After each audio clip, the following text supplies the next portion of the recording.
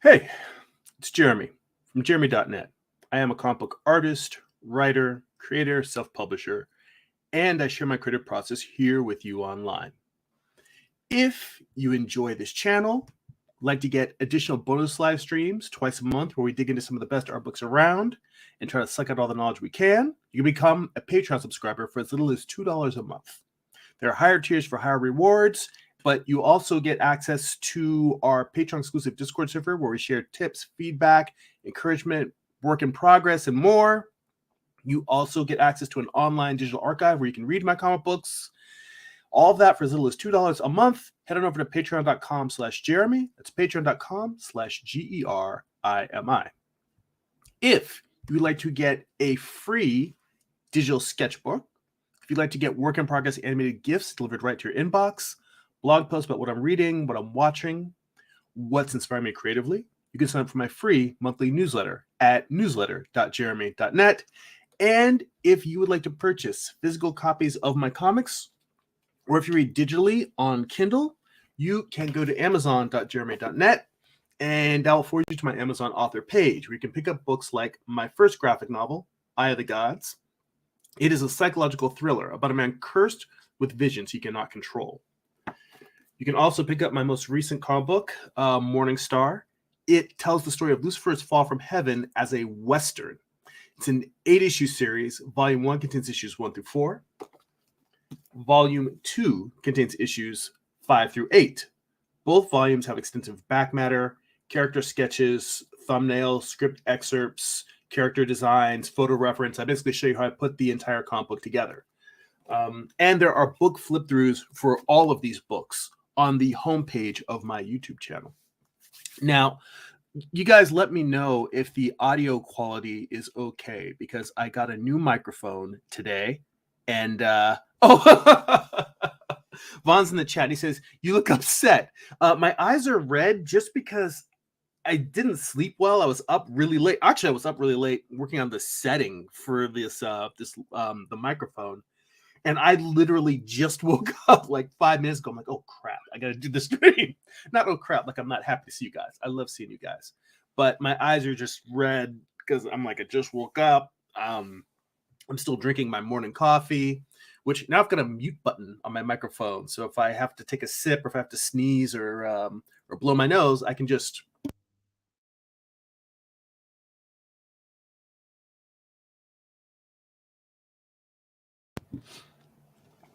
There we go. Byron says the mic sounds great. Good. You know, I was going to ask you guys how the new microphone sounded, because for the longest time I've just been using the audio from my laptop that I'm using for streaming.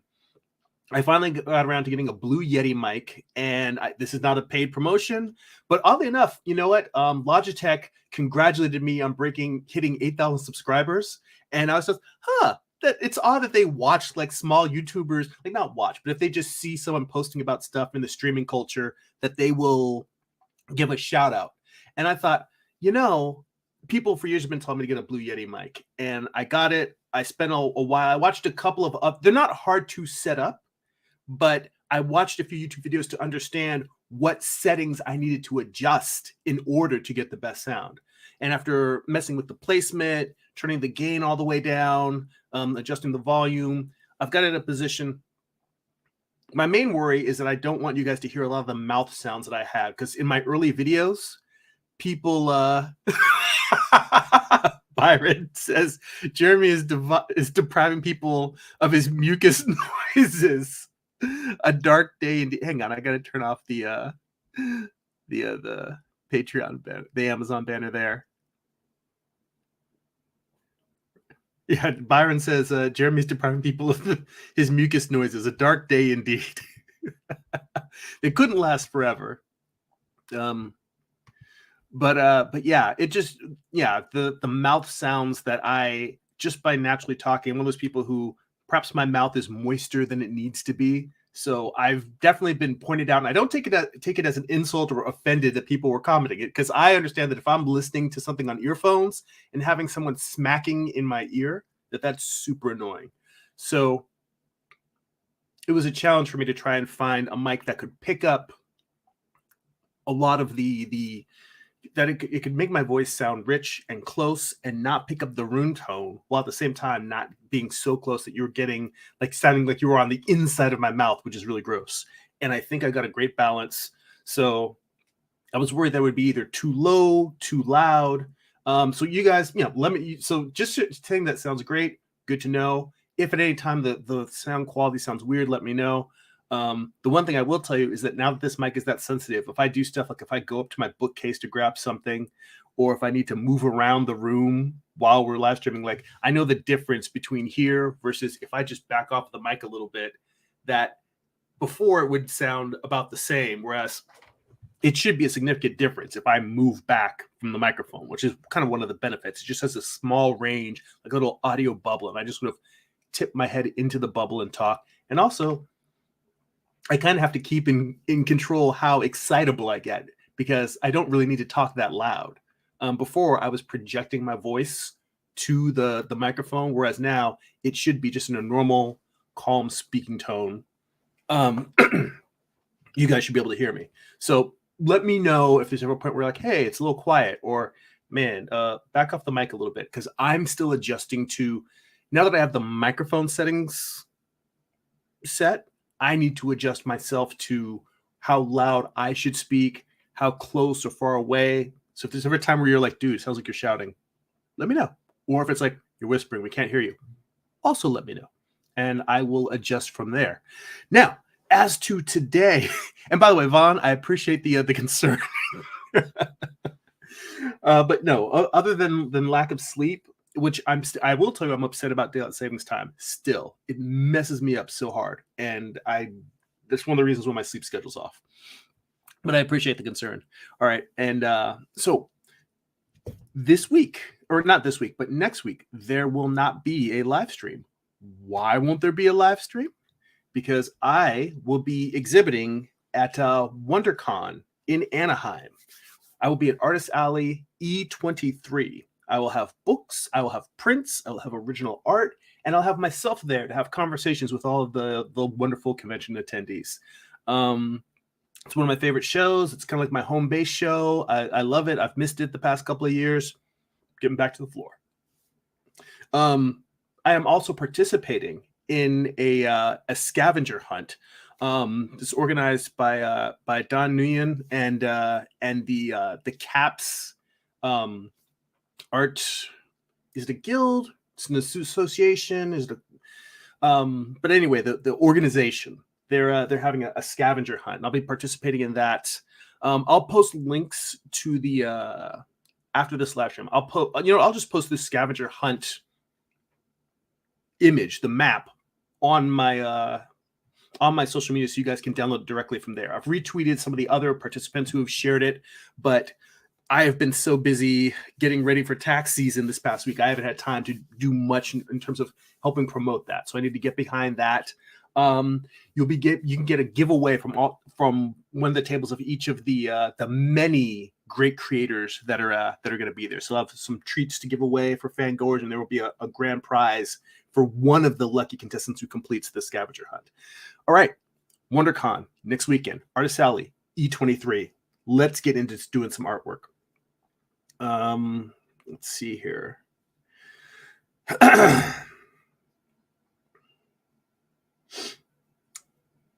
So many things. Now I've got like a few different projects in progress here. It's kind of weird having my page sort of like scattered in the sense of a little bit of this, a little bit of that.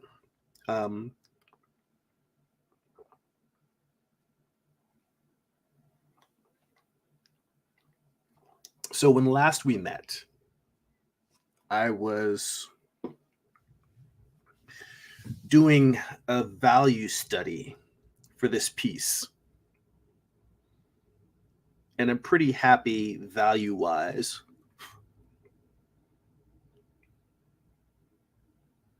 Oh, I do need to refine the values on Lucifer himself a little bit.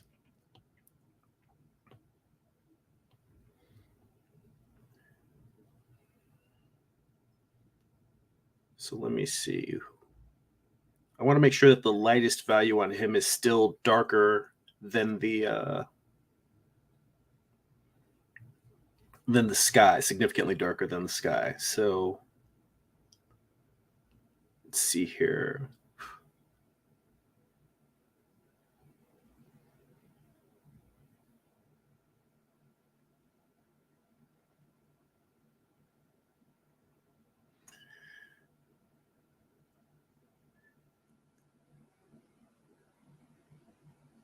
Need to decide which direction I want the light to be coming from on him, because then that's going to change how I light. I was going to have a little bit of light cresting over the back of the mountains. Oh, I just remembered something important. Oh yeah. Well, this is first off, Byron asked real quick, is this a new variant cover or a full redo? It is a full redo. So I've got this is the cover for volume 2. And I think I mentioned this when I was working on it last live stream, but the cover to volume 1 is not the original cover. I had another cover that I had drawn, and I was cleaning out my bookshelf, and I happened to come across a couple of copies of the original cover for volume 1, and it reminded me that I changed it because the original cover for volume 1 just wasn't as dynamic as I really wanted. And I like this image as a poster, as sort of just a large image of Lucifer standing alone in the desert, but it doesn't draw you in with the same level of intimacy as the cover for volume 2. And so I thought, you know what if I just redo this and try to take the same approach I had for volume 1, in terms of it's the exact same image, Lucifer pointing a gun with a serpent wrapped around his body. And that's what I'm going for. So yeah, it's just a matter of feeling, trying to have something that feels more intimate, brings you in a little bit closer. And like, that was one of the problems I had, was just doing him as a full figure shot. It doesn't feel as intimate as I wanted. I kind of want to give him sort of a little bit of even though it's a Western, I wanted to give him sort of the shirtless, like romance cover, rugged, sexy look. And that's what I'm going for here. So yeah, this is me redoing the cover. But there is something that I've been meaning to do for the past couple of live streams, and I forgot. So normally when I get a new Patreon subscriber, I give them a shout out on the live stream. And there are a couple that I forgot, I neglected. So I owe them not just a shout out, but an apology.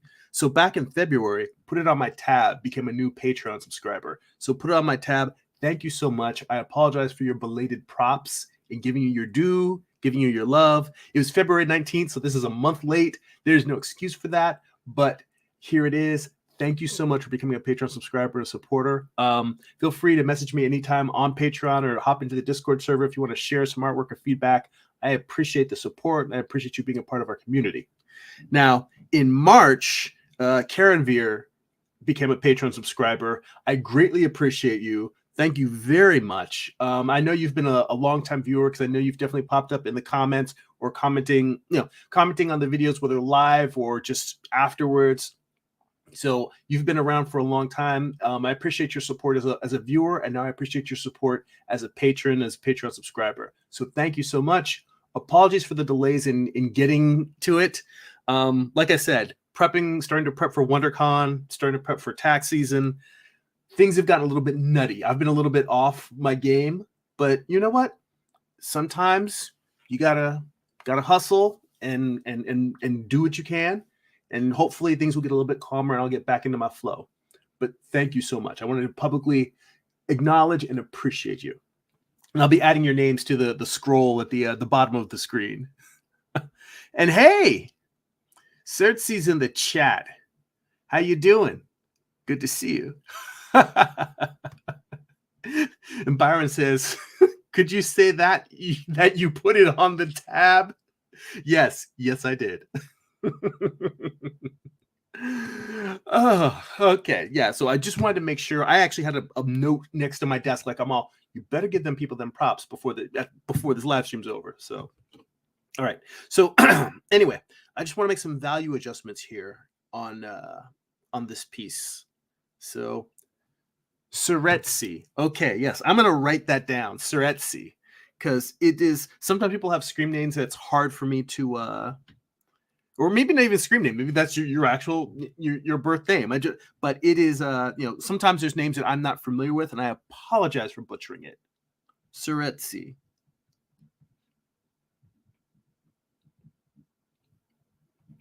Suretsi. All right, got it.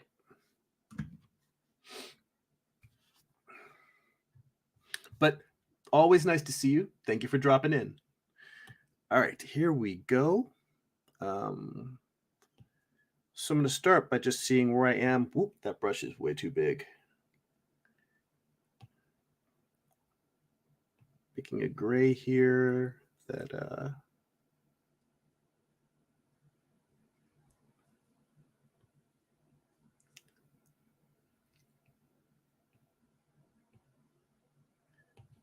30% gray. That might be a little light. Let's go down one more.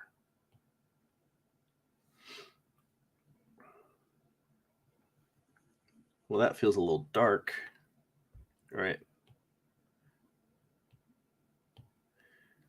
So I'm going to start with just the fact that he's going to have his hat on. There's going to be a little bit of shadow.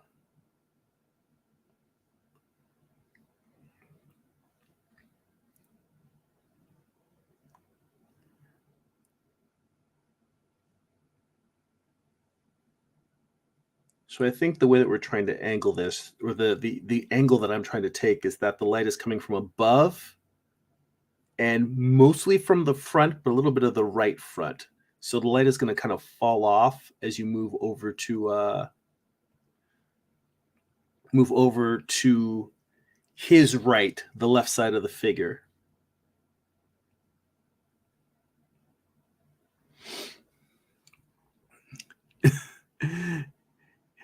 And Suretsi says it's his birth name, and he says, you should Google the name. I bet you there's probably by the way you said that, I'm sure that there is a cool story behind it, and I am going to Google it. I will check that out after the stream. Let's see here. And Vaughn says, this pose reminds me of Lord Oromicharu. I like it. I do not know Lord Oromicharu, but I assume that is a character from maybe Naruto?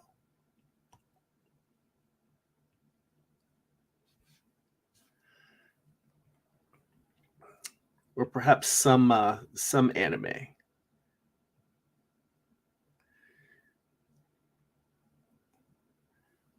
Let's see here.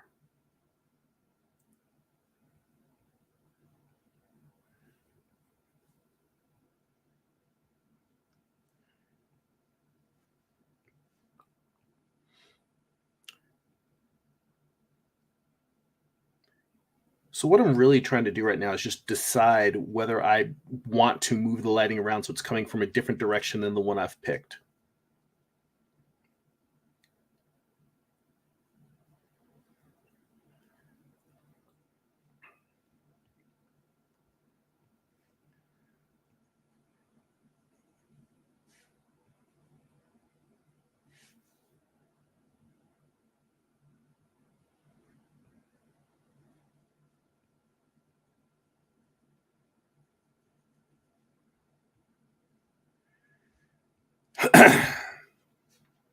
And then maybe as I move down here, the light maybe gets smaller.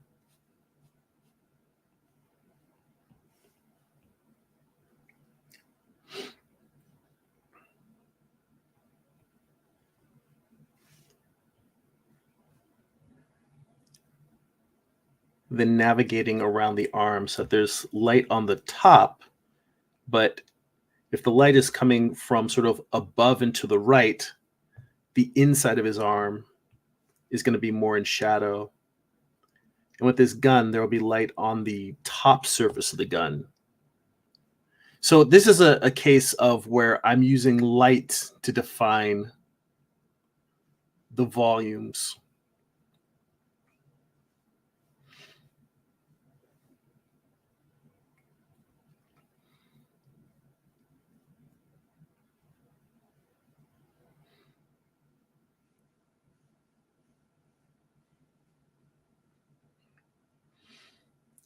And I'm going to switch back to the gray.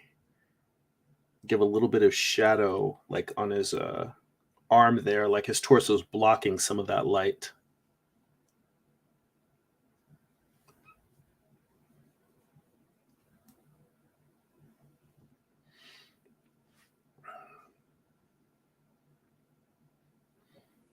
Let's see here.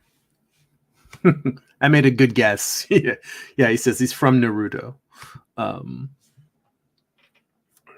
I just know that you're influenced by Naruto, so I figured, if I'm going to take a stab at what anime, that's a good guess.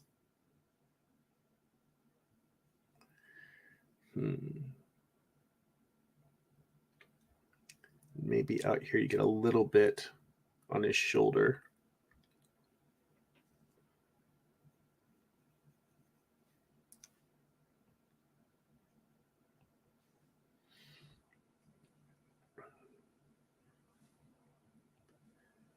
And now I think I'm happy with that. I do need to put some white here in the background, some white clouds behind him. It doesn't desperately need them, but I want to create sort of a transition here, basically to help separate his wings from the background.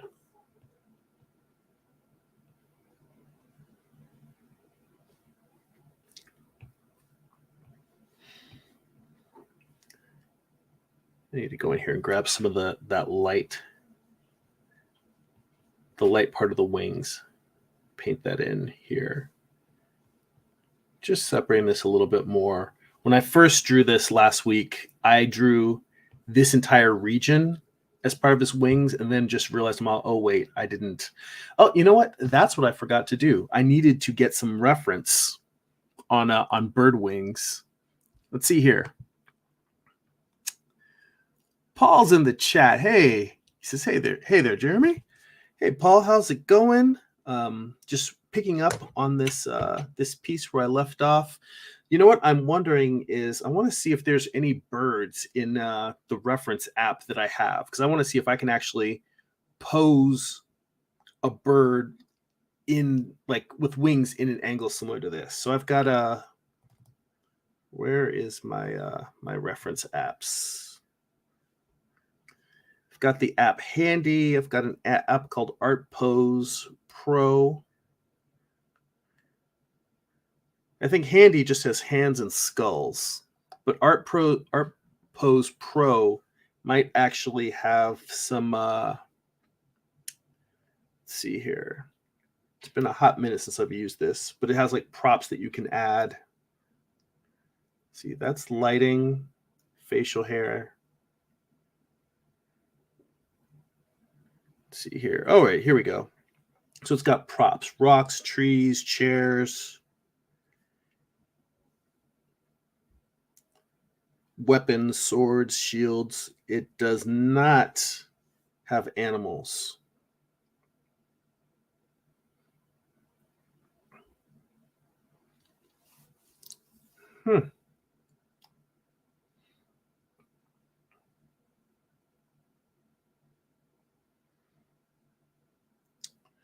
And the reason why I'm looking for props is because specifically the wings, I have a sense that they are not fitting into they're not properly in proportion. Let me see here. Props. Cone, cylinder, flat plane, pipe, knife, sword. All right, so these are all pretty simple props. And it has animal skulls, but doesn't have full-on animals. All right. Well, in that case, I'm going to have to go back to what I was drawing over here. So the issue is that while I like the way oh wait, that is locked. I like the way that the wings frame this figure. It kind of bothers me that doesn't feel realistic if you had a creature with wings turned to the side. This right here, this one does feel like that. So what I'm trying to do is kind of work out exactly what I want this to look like, as opposed to just cheating it. And this is actually an interesting conversation, because sometimes artists intentionally do something that they know is not physically or anatomically correct because it looks cool. And the way that other shadow of the other wing frames Lucifer looks really cool, but that might not be correct.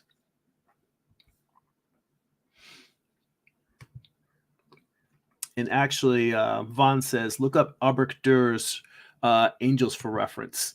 Instead of Albrecht Dürer, one who I like, who does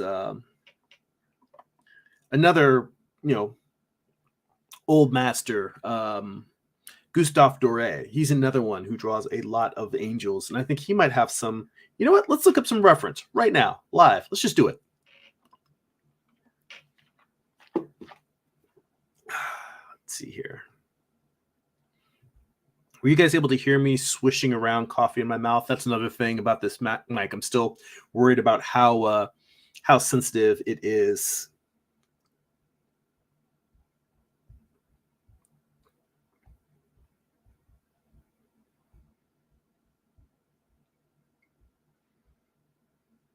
So let's see here. Let's go to images. And I guess what I am really looking for is sort of a profile shot.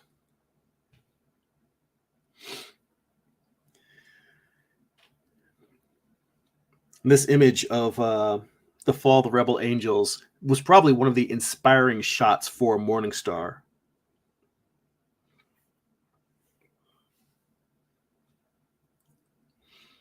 Let's see here.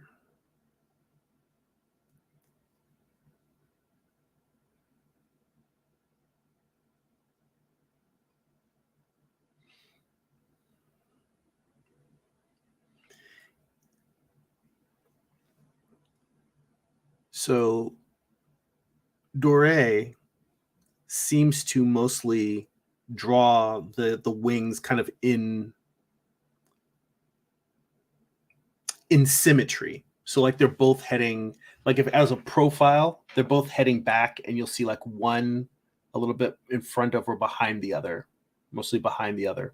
Although I do notice what I'm trying to get is you've got two wings, but I'm spreading my hands. What I'm doing with my hands is this, like the wings are out, and I'm trying to find a way to get them so that they look like they're, I don't know, both heading out in opposite directions. This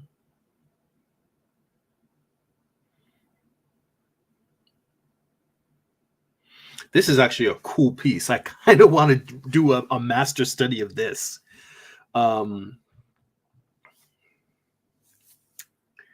But yeah, this is, I think, some pretty good reference to look at. I may grab this and paste this into the document. In fact, let me just grab it. So I will see copy image.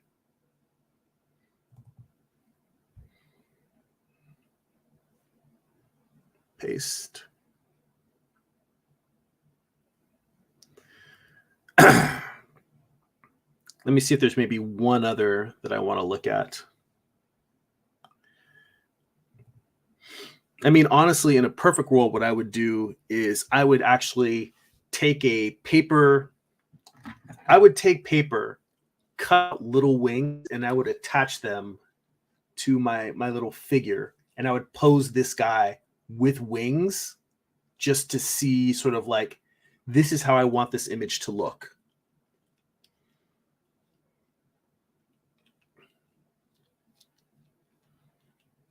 But I don't think you guys are really in the mood to watch me do arts and crafts.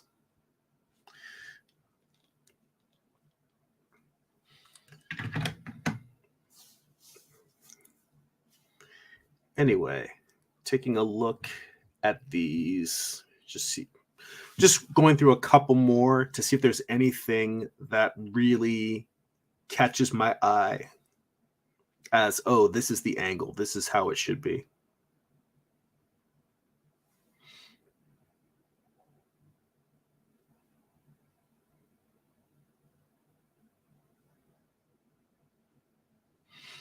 Although what's interesting is when I look at this one, even though the other angel that's there is really tiny, this guy is turning completely away from us. That when I say this guy, I mean the one who's pointing his sword down, sort of in the right, not all the way at the bottom. This is another good one. I'm going to grab this too. You know, usually when I'm grabbing reference in this manner, it's like I'm not trying to find one image that's exactly what I want. It's more like I'm trying to find 2, 3, 4 images that are kind of in the vein of what I'm going for, and then kind of build my own image from multiple sources.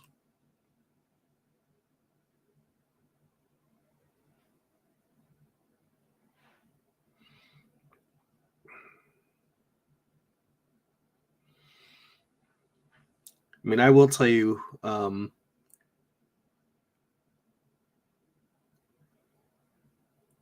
for me, for my money, I definitely like I like Gustave Dore. I mean, I like Albert Dore, but Gustave Dore, just to me, he's like one of the best. Like I love his compositions. I love his lighting, his values, his draftsmanship.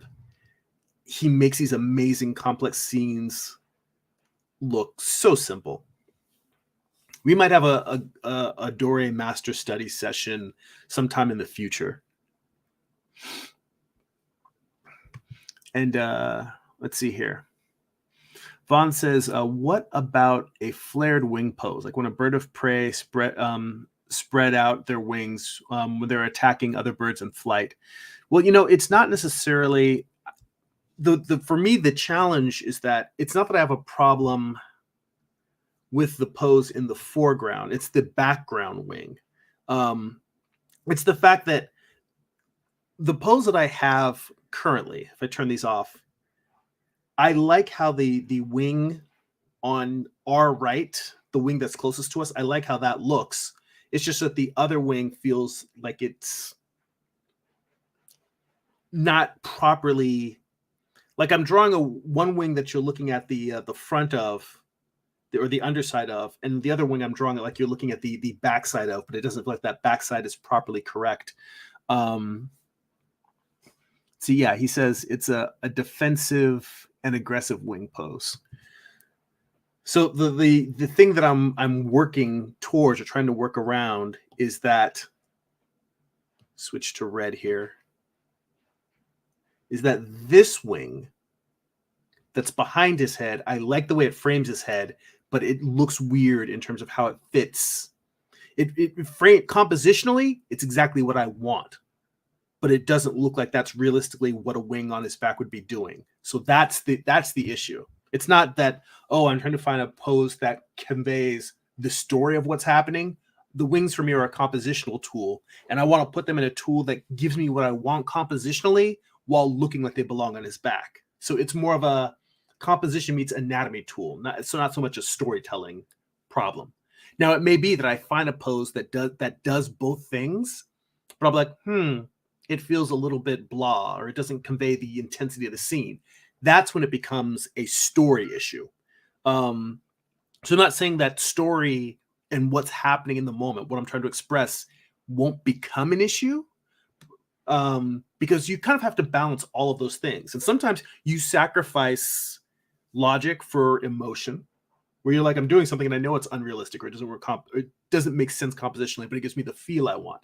Sometimes sometimes in this case, the emotional feel of how his wings are spread out isn't particularly important. The composition is more important, because I think in this particular case of a cover, the composition is conveying more of the emotion rather than the specific pose of the wing. If that whole thing makes sense, that's more of the reason why I'm looking for a different pose. I'm just looking at this because I just think this is a really, really cool illustration. I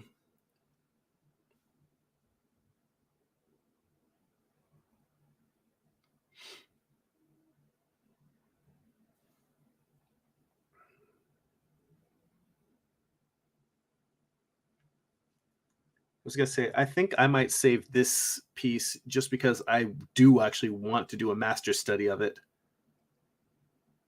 Nope, it just pasted the last one I did.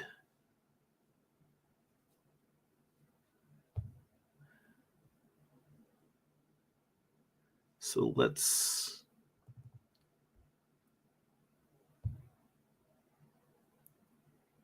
copy image. I think I saved it instead of copying it. You know what? Well, saving it is fine because I don't actually need this one right now. But there was an image that I saw a minute ago that was actually pretty... Okay, here we go. Jacob wrestling with an angel. This one is... Even though the angel is turned to the left, if you were to take his arm and straighten it out so that it's facing towards us, it's kind of the pose, or at least the torso is kind of in the position that I intended. And now that I look at this, the way that I positioned the wing is not necessarily completely off. So let's take this.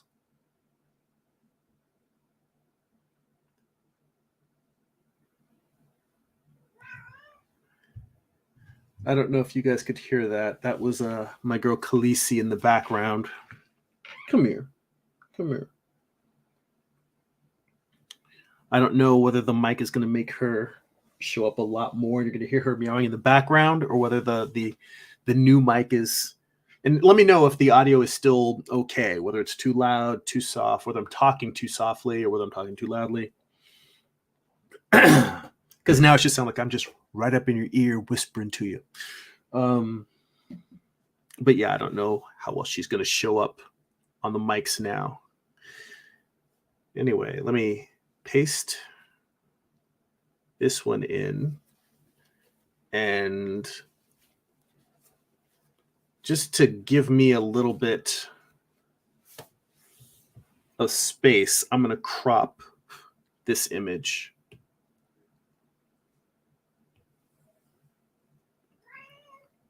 Yes, Khaleesi.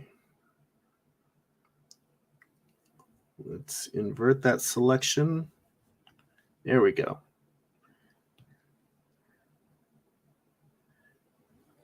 I'm going to put all of this in a folder called reference, because I love me my folders.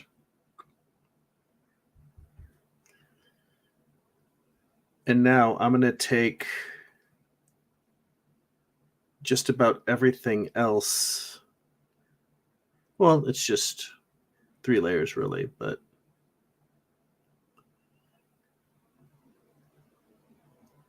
I'm going to take these.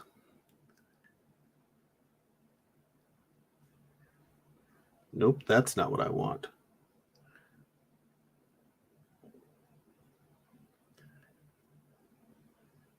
I'm going to turn off these other layers.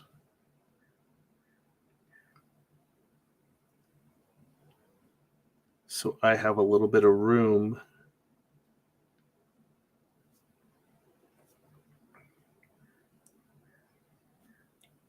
to play with.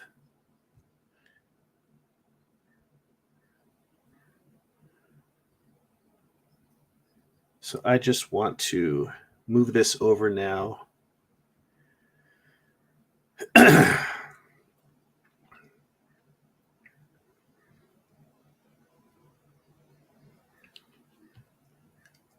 Take another sketch here. I guess you could hear her. Paul says meow. Byron says, as an owner of many birds, I would like to say that wings aren't always perfectly in uniformity with one another. with every movement. Like our arms, there's a lot of counterbalancing that happens. That is a good note and a good point. Thank you. Let's see here.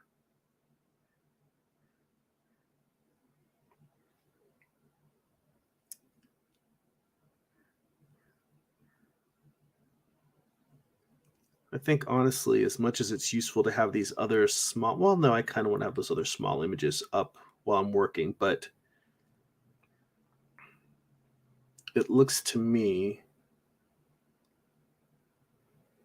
like the large one is the one that's closest to what I'm looking for. So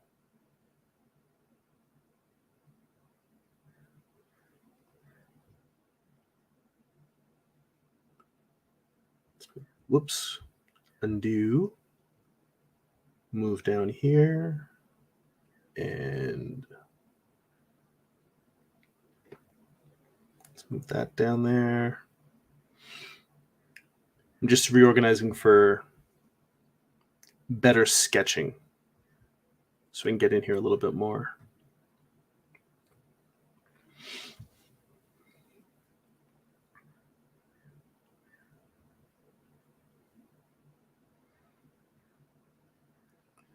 So let's say I erase this arm and his arm is coming out the way that I have it in my image. Arm coming to the right.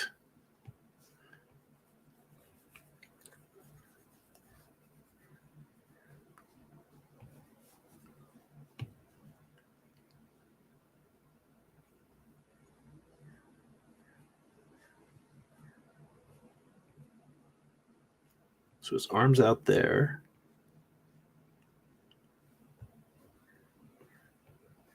Maybe move his head back a little bit.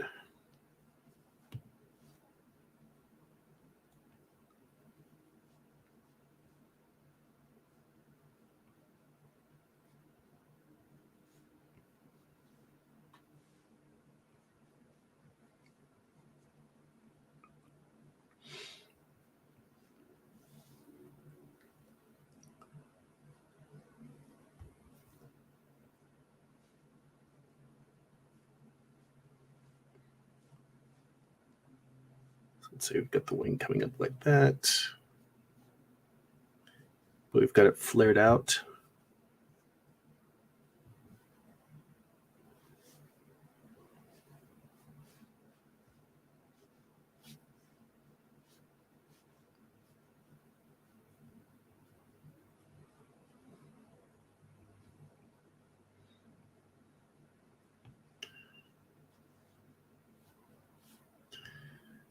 So now on the other side,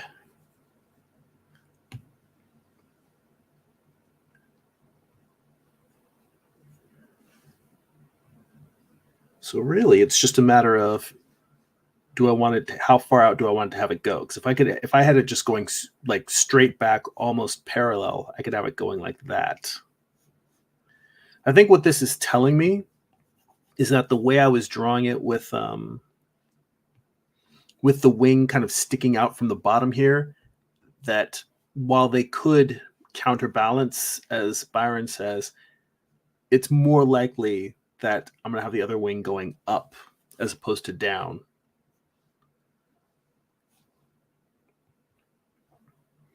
Which frames him in kind of a different way than I had laid out.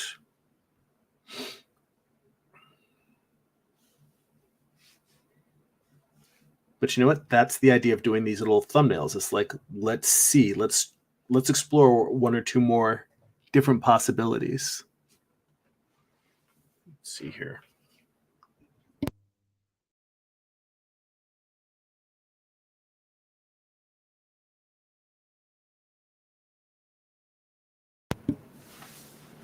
All right.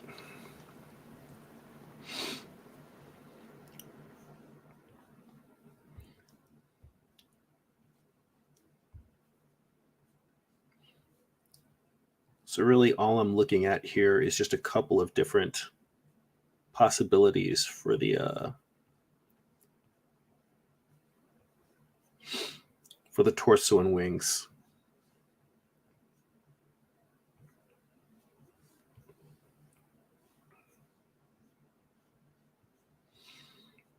I may have exaggerated this back bend a bit. Yeah, I think I exaggerated that a bit.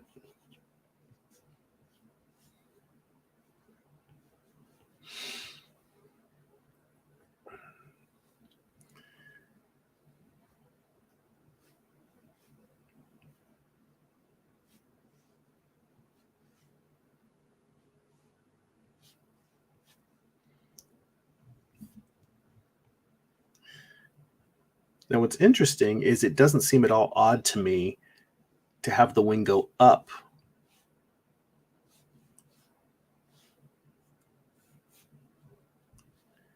I don't think that it does a lot for me in terms of this composition, but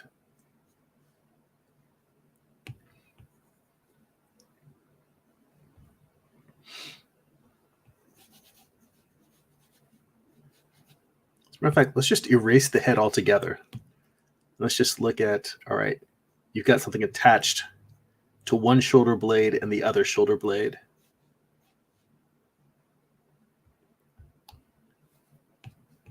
So first it's going back, then up, and then back. And now draw the head in here.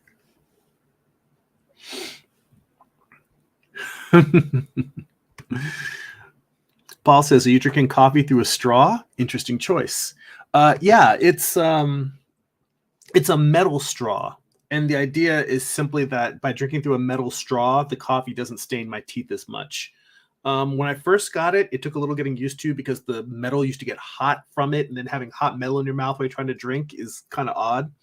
But I actually just got a dental cleaning a few weeks ago, and the dental hygienist says, are you still doing the metal straw thing? I said, yeah. He's like, it's working. It's making a difference. So yeah, if you drink a lot of coffee, they make metal straws that you can just, you can get them at some artsy stores, or you can just order them online somewhere. But yeah, I recommend them if you're trying to keep your teeth from being super coffee stained.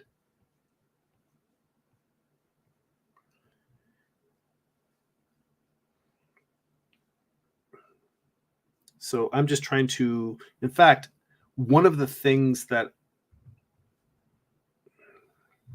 see, the challenge here is that I want to make sure I convey that the wing is going back in terms of the bend of it. It's going back, and then it goes up, and then it goes back. But the problem is that if I have it swung out more to the left, then that point is going to be coming directly out of his skull. And I think that losing the bend at the bottom kind of makes it weird to tell what the wing is doing. So this is really what this whole exercise is about, is me making sure I'm expressing what the wing is doing. Which I guess kind of goes back to Vaughn's original point about the pose in terms of storytelling and being a sort of an attack wing.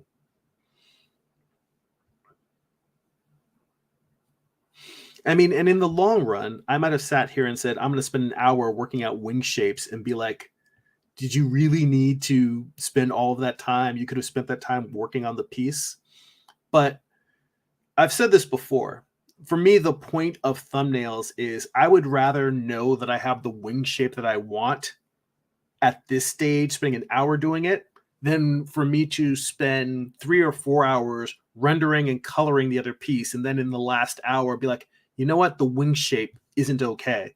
Because then I've wasted, 4, 5, maybe 10 hours working on a piece where the wings weren't what I wanted it to. Whereas I could have just spent an hour and been sure. So for me, that is why I do so many thumbnails. It's just so that I can make sure I have something that's what I want. I mean, to be honest, who knows? Maybe if I had done more thumbnails in the beginning, I wouldn't be redoing this cover. I thought I did a ton of thumbnails, but what I really did was I just drew a few thumbnails and I picked the one that I liked the most. Which, I mean, that's normally what you do. However, that act of kicking the tires against your decisions, trying to see if that really is the thing that you want.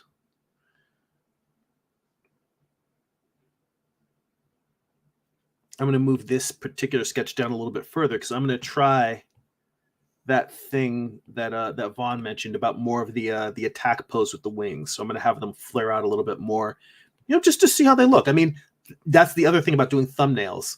It's like, if it only takes you like a few minutes to sketch out something weird, why not try doing something, whether you think it'll work or not, just to see? In fact, I'm going to have that cut through him a little bit more. So let's say, well, actually, I can tell you now as I'm looking at this, part of the reason why I originally wasn't going to go for that is because that would have the wings sort of, it would straighten out this bend a little bit more. So it would be, instead of that really dramatic sharp angle, it'd be sort of a wider, having this get wider and wider as we go. So these are like spreading more furled out. And also because a lot of this is going to be off of the, if I really have his wings spread out in this attack posture, for the most part, a lot of that is going to be off of the book page, because if we go back to the layers that I have turned off here, turn off the ref for a second.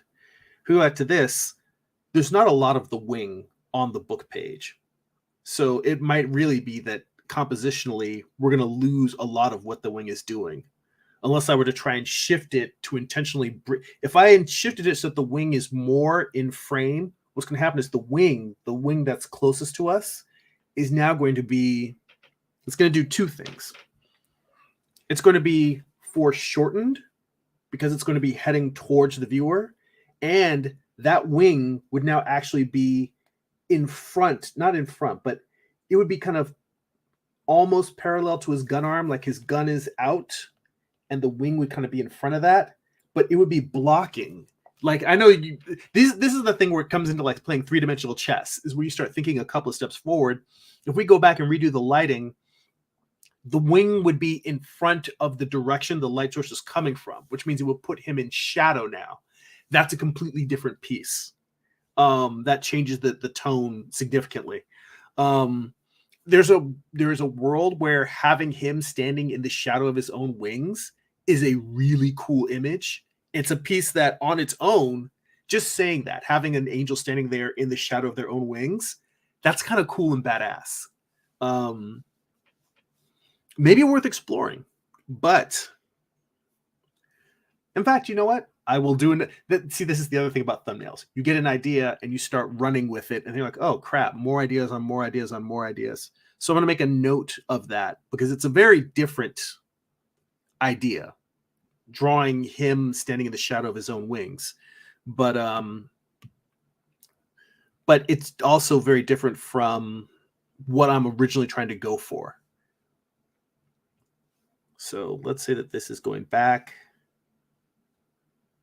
then up a little bit, back some more, then flared out.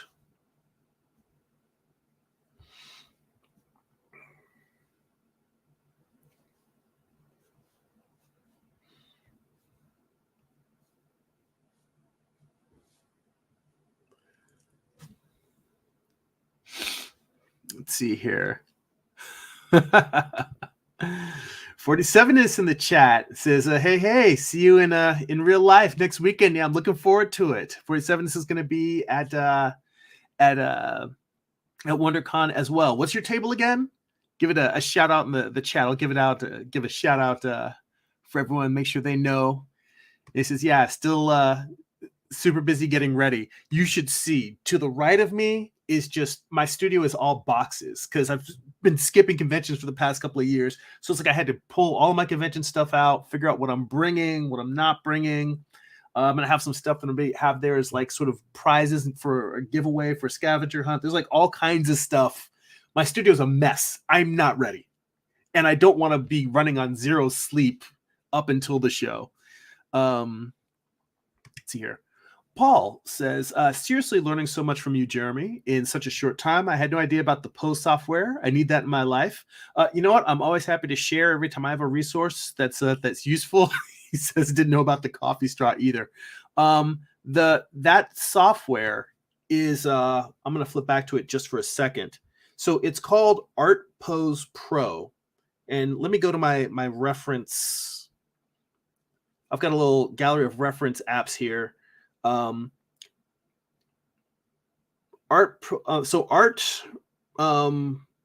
Pose Pro, you can buy one app that's just called Art Pose, and it's like all it is, it's a digital version of these little plastic figures. And while I like having these and posing them in real life and the tactile ability, having this app on the go and you can still move them and pose them and cut them out, and you can put multiple characters, not multiple, but you can put like two characters together.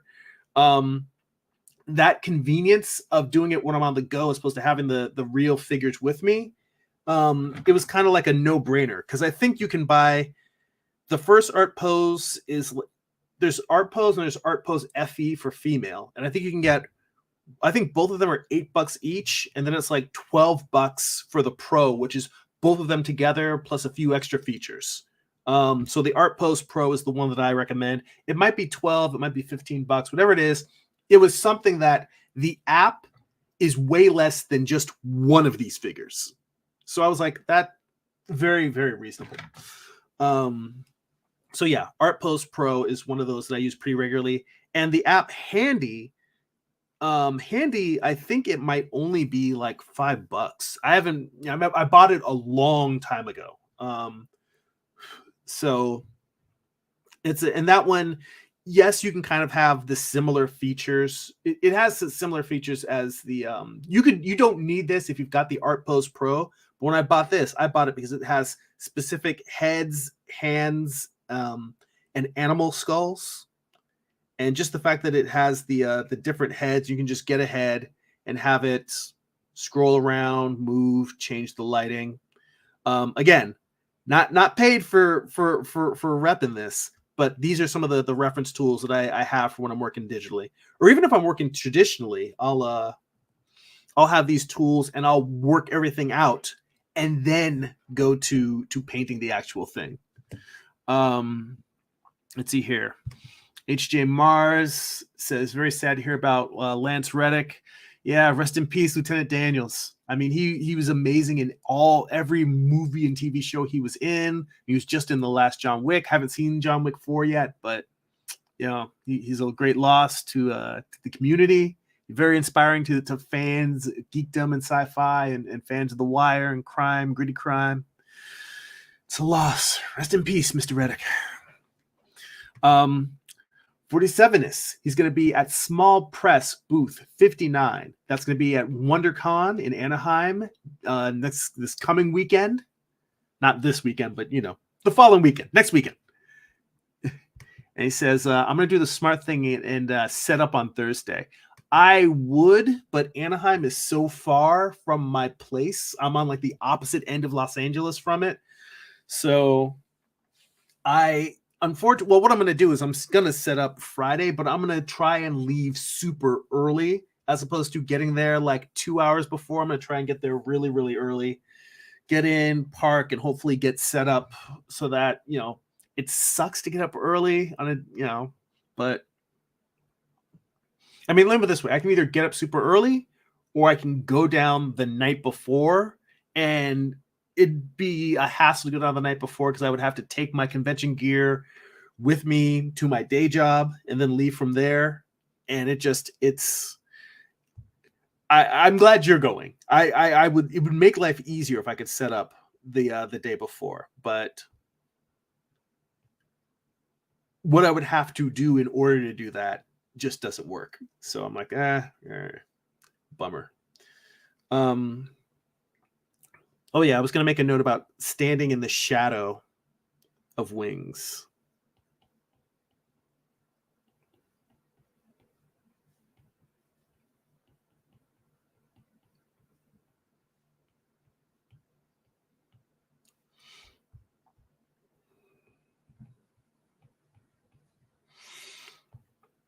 Anyway, I think that this last one I drew is not bad, but we'll have to see how it looks in terms of cropping. Now, another thing that I'll tell you, when I'm drawing digitally, I'll do a bunch of thumbnails, and then what I'll do is I will duplicate that layer, and then what I'll do is I will take this and I'll just scale it down like that so that these become tiny, and then use the rest of this to draw more variations. And that's just a way that I can kind of, as the screen gets fuller and fuller as I make thumbnails, doing that little shrink down thing allows me to keep what I've done already on the screen while I'm exploring new ideas. So that's just something if you're working digitally.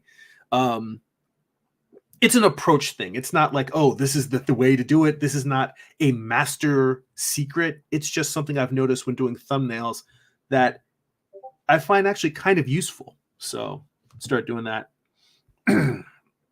Let's see here. 47 says, good luck. Yes, man, good luck to you. I hope we both have a great convention. Well, I mean, but I look forward to seeing you and getting back into the scene. Let's see here. Vaughn says, I've been watching owls attack roosting bald eagles on YouTube, and the image of an owl attacking with their wings flared above their head is really cool. Let's see here. HJ Mar says, I've been doing a lot of thumbnails for the red tail. Thanks to you, you've helped a lot. You know what? Well, good. That's why I'm here. I'm here to try and help and share, give feedback and encouragement. He says, I'll post on Instagram when I find something I'm truly happy with. Well, you know what? I like the fact that you're exploring, because for me, the exploration, some people get frustrated when things don't come out quite the way that they want, but I find that the exploration has become the most interesting part of making for me, of creating for me. So I'm glad that you're diving into it, and it sounds like you've got a fun attitude about it, a healthy attitude towards it. Yeah, Vaughn was saying that thing about like owls. I know that like they almost like wings almost like the capes unfurling when they're descending on their prey. And there's like just, sometimes you see like beautiful slow motion video of owls attacking their prey. And you're badass when you're hunting bald eagles. Let's see here.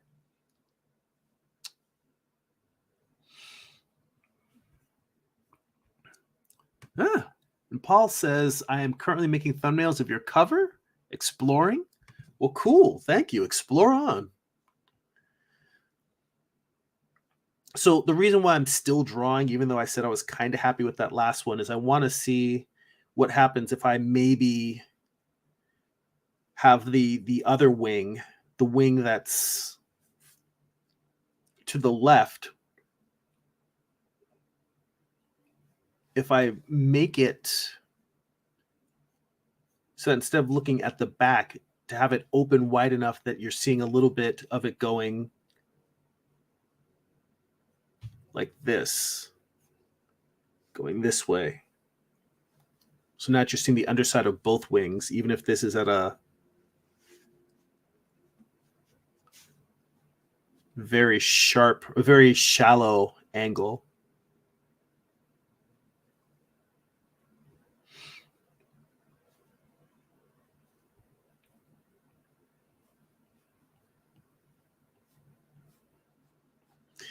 And again, there's the thing of, even if I work all this out,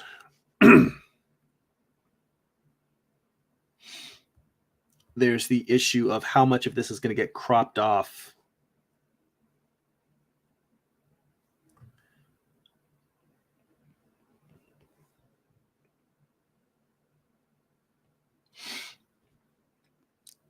Let's see here.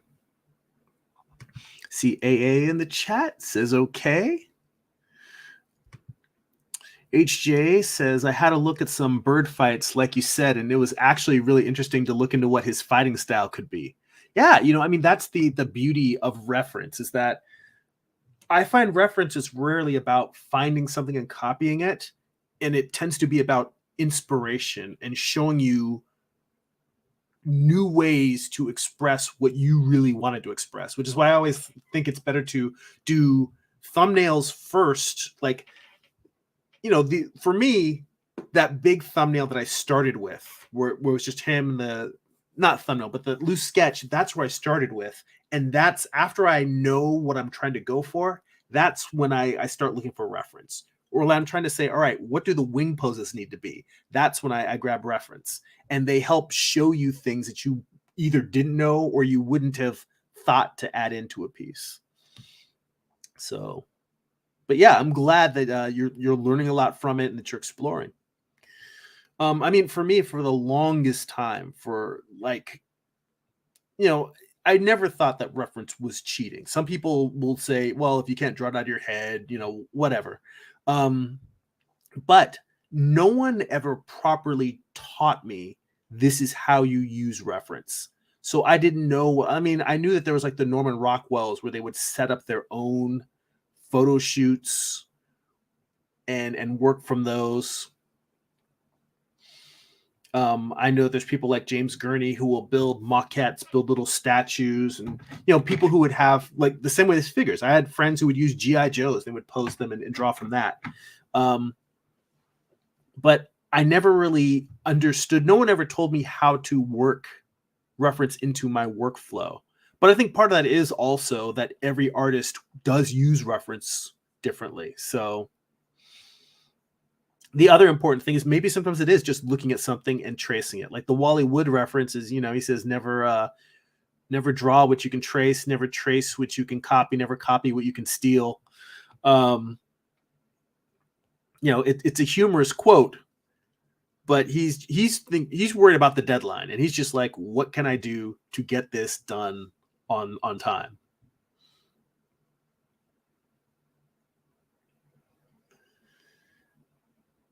So this is just me wanting to explore different angles with the wings. And it becomes more about how does the wing frame the figure? That's the real thing that I'm trying to work out here. Now, mind you, we didn't get anywhere near as far as I would like, and we're already past an hour. So I'm probably just going to do one more thumbnail. Or actually, instead of a thumbnail, I think what I'm going to do is I'm going to now move to just framing, because that's the other thing, is how are these going to be cropped? That's the big issue for me, is how these things are going to be cropped on the cover. So I'll put another layer on top that's going to be just cropping, like the frame of the book cover, the trim. That's the last thing I'm going to look at. But you know what? I do need to draw one more thumbnail, just because I want to see what happens if I draw this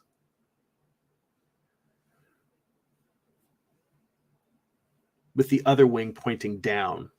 So going back to my original concept in terms of having the back part down here. And in fact, now that I've drawn this enough times, this is something where digital, I'm like, why am I doing all that? I can just save myself some time. I can copy paste, move this down here.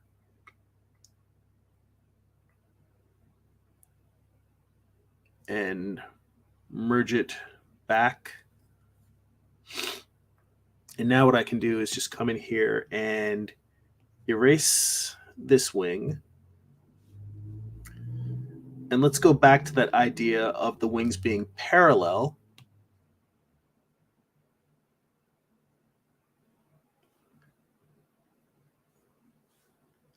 And have this come up, but instead of going up that way, let's have it go up and then down.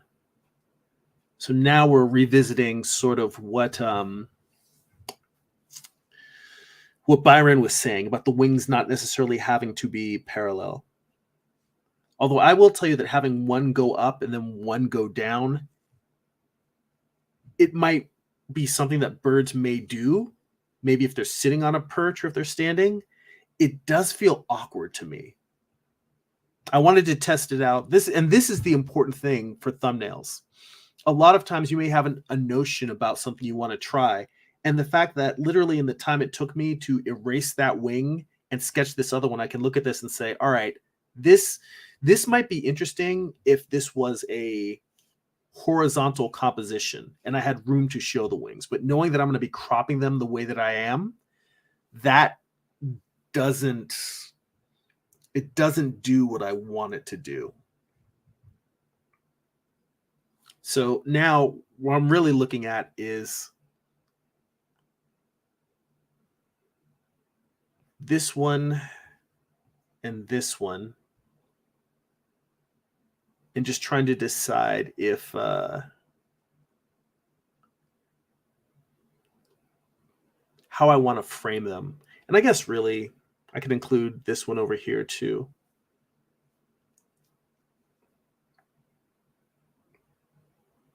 So we're looking at a couple of different, really it's just a matter of how far the wings are spread.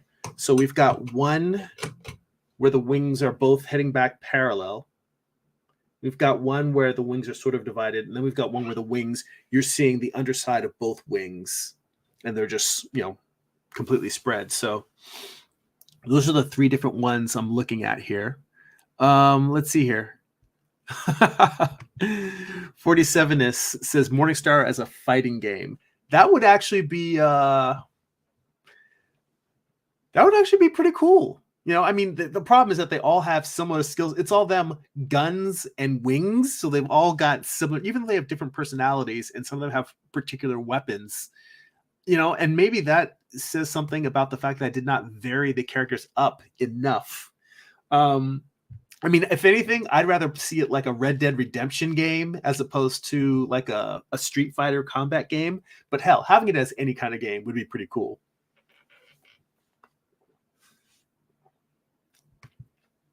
And AA asks, did you ever draw a perfect cube rotating on its center?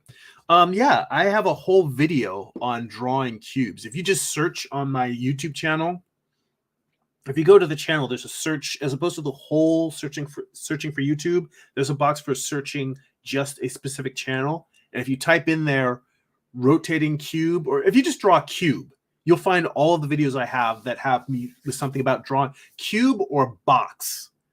Look for boxes, because I think I call them boxes instead of cubes, but I have videos for both of those topics. It's something that I talk about a lot in terms of, like, you can see even with this, with the pelvis and the rib cage, for a lot of these, I use box-like shapes for construction.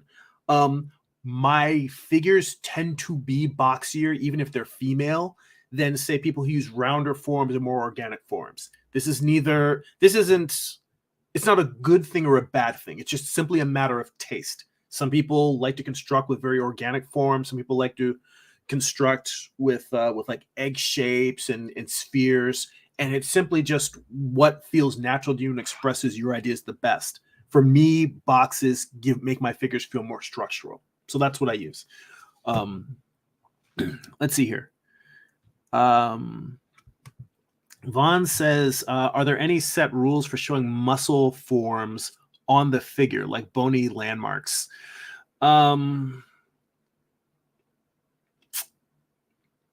Well, I don't know if there's...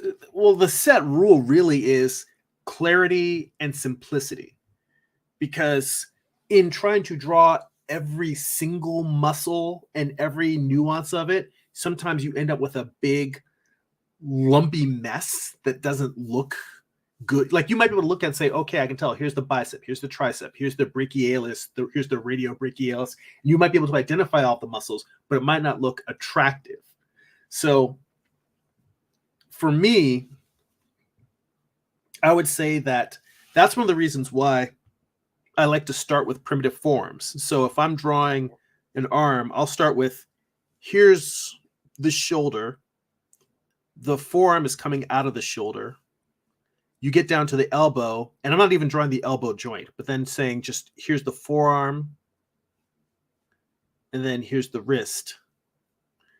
And when you start with a simple form, and this goes back to the conversation that you and I had about gesture, like for me, this is what I would draw if I'm just drawing a gesture.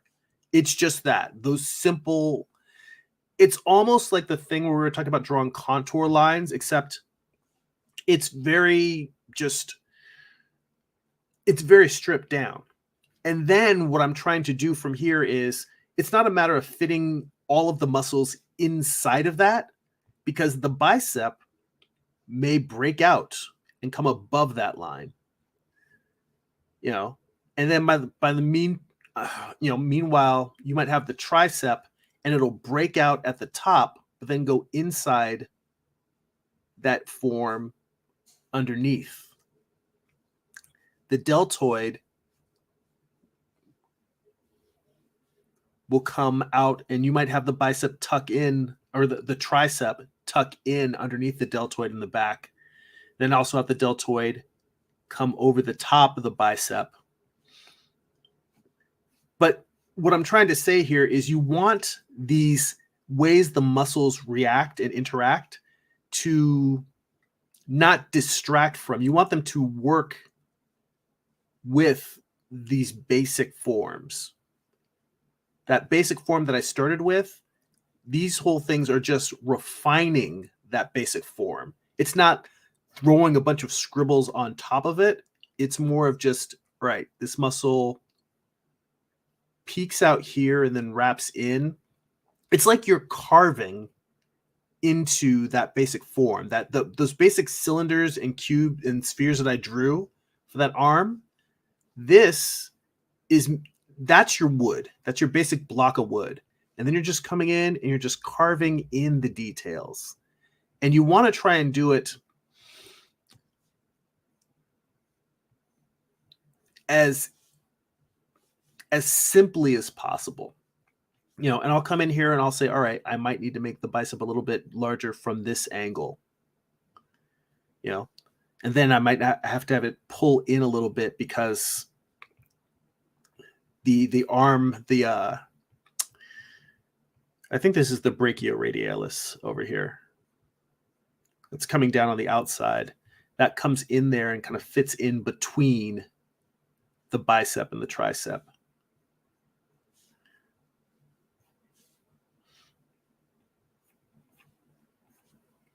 So when it comes to basic rules for showing muscle forms,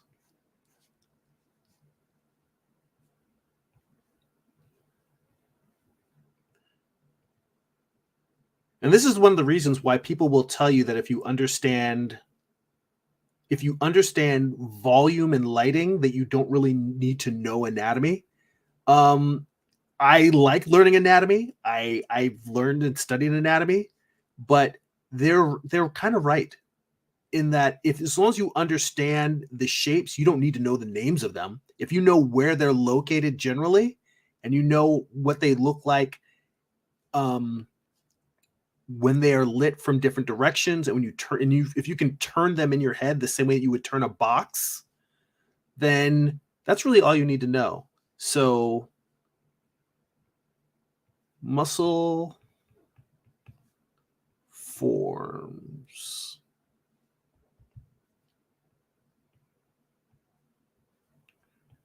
One,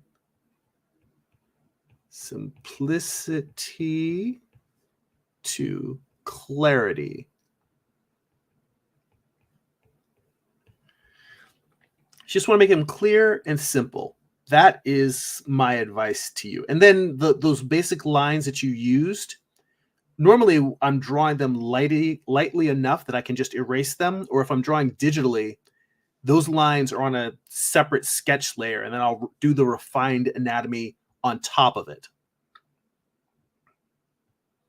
Oh, but this one is not a rule, but it's a tip. 3, tip. Pay attention to overlap. Overlap is your friend.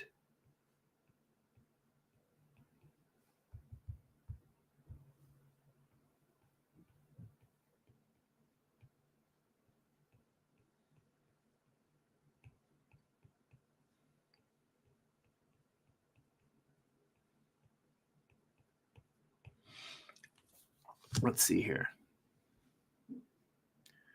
Let's see here.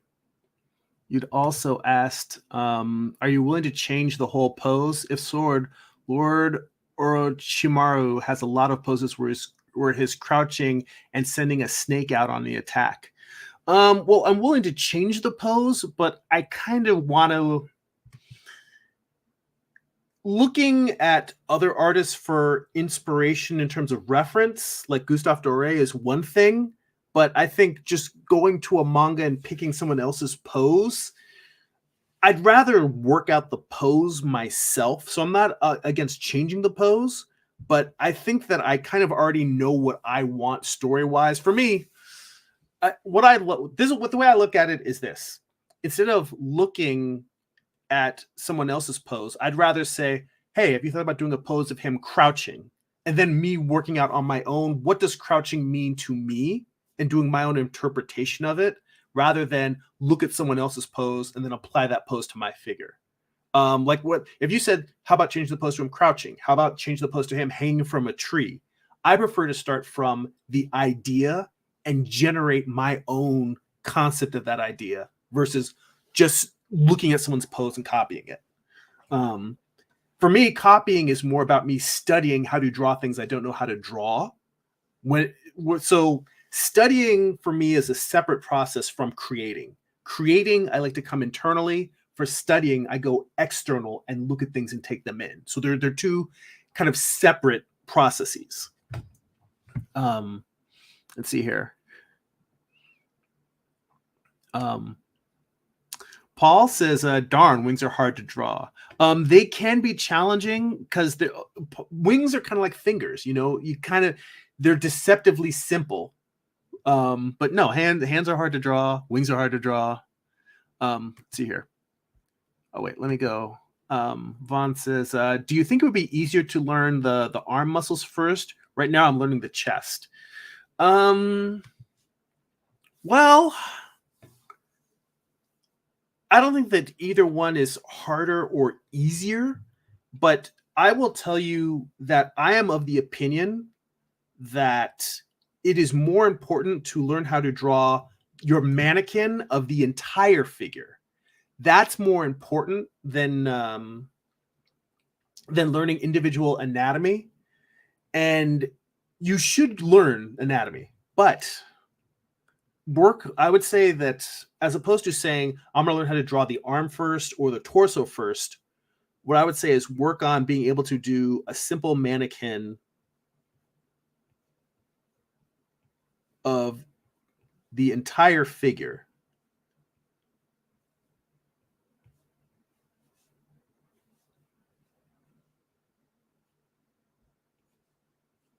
I made this guy too close to the bottom. I don't have room for his feet, but just the fact that I really quickly there went from stick figure arms to just adding a little bit of cylinder to it, and now the legs have volume.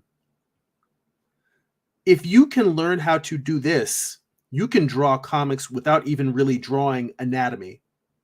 You can just put like some clothing on them and call it a day. Now, I'm not saying you should do that, like not learn anatomy. I'm saying that this thing right here that I just drew, this supersedes anatomy because the anatomy goes on top of this. Like that thing that I showed you with the arm about how to add muscles to it, you have to be able to do this, and then you would add all of the anatomy to this, whether it's chest anatomy, arm anatomy. My point being is that whatever part of the body, the anatomy you're practicing, it's all equal. I mean, you would say that the head, facial anatomy, hand anatomy, that's what people tend to look at. Like for even this, I drew all of this. I didn't draw the deltoid muscle. If I were going in and refining this, I'm looking at this shoulder here and I would say, all right, well, I know that the trapezius muscles come down and they plug into the trapezius muscles kind of wrap around where the shoulder blade and the scapula, the collarbone meet. So you would say like, here's the trapezoid. It wraps around there. And then from there, the deltoid wraps around the top of the arm, around the top of the humerus. I probably would have this not bulge out as much as I did. I'd probably have it come down like that. But it's wrapping around the top. And that's the other thing, like that passing, wedging, and locking that Bridgman talks about. That is like the fact that it's not that this arm is, it's not that you get to a stopping point with the, what am I trying to say, with the pec muscles. The pec muscles are coming across and they're going underneath the deltoid. So the pec muscles do go all the way out to the arm, but this is where overlap is important. And this is kind of a large brush, so I'm not really showing it very well. But, you know, the pec is overlapped by the deltoid here.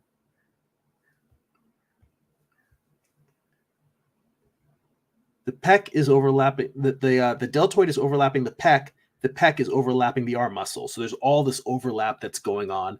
And when you get into that, that's where you're applying anatomy to these simple figures, when you're applying anatomy to your mannequin. But what you want to do is you kind of want to do both. You want to work on your mannequin, always improving your mannequin, always refining it. I still change little bits and pieces of my mannequin in terms of how I construct it. I'm always thinking about it, but you're working on this. And then, you know what? You don't have to do one or the other. You kind of do a little bit of trying to add anatomy to the pec. You try adding anatomy to the arms, to the legs, to the pelvis, all of that. So let's see here. Let me go back there. Okay, at this point, I'm just going to wrap up questions because we're going long, and I do have some other stuff I need to take care of. But by the way, let me know, has the audio quality been good this whole time? Not too loud, not too soft, and you're not able to hear a lot of background noise? Because the main thing with this mic is that I wanted it to, I don't have a room with like a audio blanket behind me, so there's nothing, the room is echoey because it's just this room tone. I tried to set it up so that you were getting very little room tone and you're just getting me. Okay, 47 it says, it's true, but it helps to know where each muscle connects to which bone. Yeah, I completely agree. He says, you know, what that muscle is designed to do and all. I completely agree with that. I mean, that's the reason why I do actually study anatomy.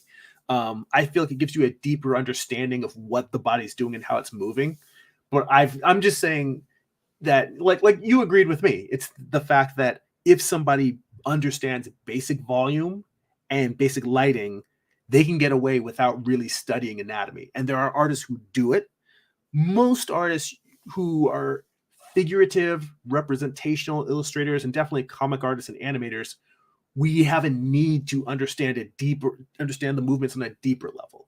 But I'd say maybe for painters, people that work really in not necessarily sight size, but that are working in more of kind of a flat representational thing where they're just worried about the shapes lining up.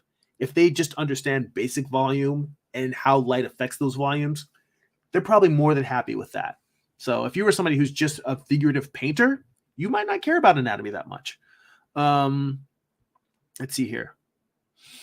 Byron mentions input versus output. I think that was when I was on my rant about studying versus creating. Yes, completely agree. Paul says, how and where do the wings attach to his back? I don't have that. Oh, you know what? Here, I'll do a quick sketch of that, which is, let me see if I can do this above the, because I like actually the idea of drawing the answer with your question underneath. That's something that I have not done before. I'm like, it's kind of cool. So if this is a back view, basically the wings, I'm attaching them to his shoulder blades. So if you've got your trapezius muscles coming in and down his back, the shoulder blades would be right here, and you would have the wings come in and down, and they would attach to the top of the shoulder blades. So if, for instance, let me switch to red.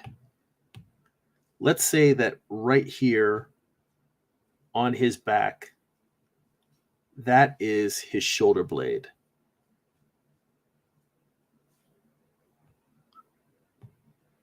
Then the wing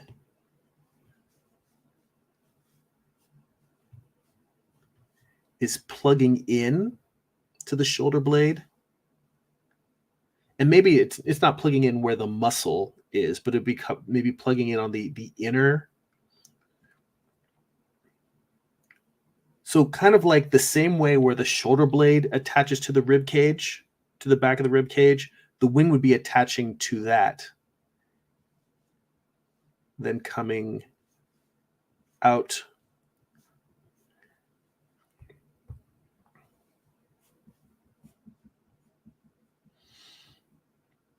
So the idea is that, for instance, if this wing was facing right towards us, yeah, it's almost like he's using his shoulder blades to flap his wing. Let's just think of it that way. So yeah, that's where that is where the wings attach to his back. I don't know why. It's a very simple thing, but having the question on there while I'm sketching, I'm like, I like that. It's almost like having the question subtitled. Let's see here. Vaughn says, how good is the Walt Reed chapter on anatomy? I would say that it's everything you need for working on for working out your mannequin. Because here's the other thing. Believe it or not, artists don't really need a ton of anatomy. Like really, you need the pec muscles, you need the abs, you need to understand the hip muscles, the tensor fasciae latae and the hip flexors. You need to understand the glutes. That kind of covers the whole front of the body. The back muscle can be pretty complicated, but really you can kind of break it down into the lats and the trapezius muscles, and then the lower lumbar muscles, then going into the glutes. On the side, you've got your external obliques. That kind of covers the main muscle areas of the torso. And then, with your arms, you got to know your biceps, your triceps, your deltoids. You got your flexors and extensors on your forearm. The brachioradialis, which is the one that kind of crosses from, if I get my swollen here, that's the one that crosses from forearm. It's the one that actually, it is actually a flexor, but it's crossing from the forearm to the upper arm. Like it's on the forearm, but it attaches in here in between your bicep and your tricep. But there's basically, it's really like there's maybe 5 or 6 muscles in each, let's say between 5 to 8 muscles on each limb that you really kind of have to know. And then maybe 5 to 8 muscles on the front and back of the rib cage. I mean, yeah, on the torso. And the Walt Reed book gives you all of that. Could you go much deeper into all of the muscles in the body? Yes. Do I have anatomy books that go much deeper? I've mentioned anatomy for the Atlas of Human Anatomy for the Artist by Stephen Peck. That one, that's my go-to. That's my favorite anatomy book. That was one that's recommended to me by Carl Ganas. He has some other books that are favorites of his, but he recommended that one early on. And it really, I responded to it. I've got a bunch of anatomy books. And the reason why is because it's not that one is better than the other. It's just that different things teach you things different ways. Like math is something that not everybody, a lot of people don't like math, or history. History is another one, history class. But every once in a while you have that one teacher who's able to explain it in a way you're like, oh, that's it. That shined the light on everything. I get it now. And that's what the point of having multiple anatomy books is. I think that all the anatomy books I have are good books, but they show things in different ways, and it helps me understand the how the bones attach, and how the muscles move them. Having people explain the same aspect in different ways, it helps me find the ones that work best for my brain. And in my brain, my anatomical model is it's kind of a gestalt. It's a mix of multiple different sources. Let's see here. Back to the audio. Yeah. Byron says it's perfectly fine. 47ist says the audio has been perfect. Paul also says perfect. Nice. Yeah. My main thing is just, I wanted to know if it sounds significantly better than previous live streams, because that's why I wanted to do it. I wanted to try and up the game here. At some point, I'm going to try and get a better camera. It's not on the table at the moment because it's pretty convenient having my laptop, having it face me and using the camera that's on there. But it would be nice to have kind of a nice 4K quality video of me. I mean, the quality of the screen while I'm drawing, that's always going to be, this is going directly from my my iPad into the computer. So this quality should be good. But yeah, I do want to I'm always looking to try and up my game, up in the technical game. It took me this long to get a good mic, but hey, it works. And like I said, I just got a mute button. So now when I have to blow my nose, yes, I will be depriving the world of my mucal sounds. But okay, on that note, for those who missed it in the beginning of the live stream, let's see here. Next weekend, no live stream. I will be at Artists Alley, booth E23, WonderCon Anaheim. There'll be a nice, cool scavenger hunt I'll be a part of, and I'll post the scavenger hunt map. You'll be going to different artists' booths to participate and checking off lists and getting some goodies. So definitely come by, say hi, hang out, pick up some cool stuff. Look forward to seeing everybody for that. And again, if you enjoy these live streams and you would like to get two additional bonus live streams a month, and these are longer live streams. These aren't just an hour. These are like 2.5, 3 hour long, sometimes 4 hours or 5. You can become a Patreon subscriber for as little as $2 a month. Head on over to patreon.com/Jeremy. That's patreon.com/GERIMI. We do these long live streams that we call them Art Book Study Group. And we basically do some of what we've been talking about here. We dig into some of the best art books around, try to suck out all the knowledge we can. We've been doing a long running series on Walt Reed's The Figure. But we've done some Bridgman, we've done some animal drawing from Ken Holtgren. When we finish Walt Reed, I'm going to put up for a vote to decide what the next book we're going to do is. But we're always looking for more stuff to get into.